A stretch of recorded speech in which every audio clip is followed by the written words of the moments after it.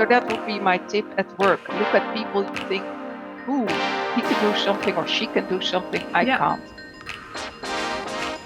It provides you with such a solid basis, and then you can improvise on the spot if the situation allows or invites you to. Really important is that you actually make sure that others know your story or know your ambition, and that others also preach for you with ambition. It was all too much at the same time, but it became clear that it wasn't the job that I wanted to do for the long term.